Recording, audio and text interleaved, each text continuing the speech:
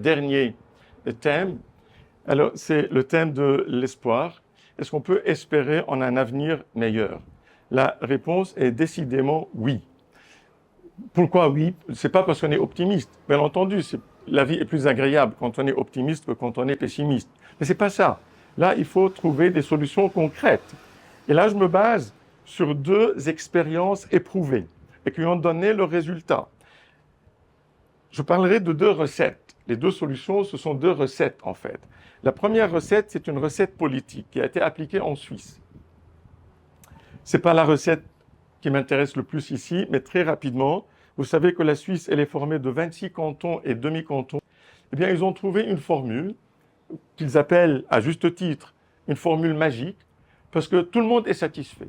Tout le monde trouve son intérêt, et par conséquent, la Suisse, elle a trouvé une formule qui l'a fait vivre en paix interne et externe. Ce qui m'intéresse davantage, en fait, c'est la deuxième solution. C'est la recette culturelle. Cette recette, elle a été appliquée dans plusieurs pays. Je prends comme exemple type la Corée du Sud. Vous savez que la Corée du Sud, dans les années 50, c'était un des pays les plus pauvres de la planète. On y trouvait 7 Coréens sur 10 qui étaient illettrés. Or, les différents gouvernements, ils ont investi massivement dans la culture, dans la formation et dans l'éducation. Si bien que, actuellement, en Corée du Sud, vous avez 7 personnes sur 10, plus ou moins le même rapport, qui portent un diplôme universitaire. Et parallèlement, la Corée du Sud est devenue un des pays les plus avancés et les plus prospères sur la planète. Je terminerai avec une citation du prix Nobel du chinois, c'est M.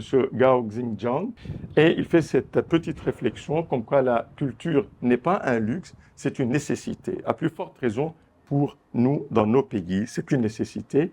Et on peut dire aussi le salut par où commencer.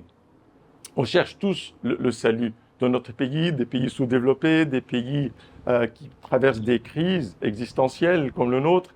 Eh bien, à mon avis, il faut passer par la culture.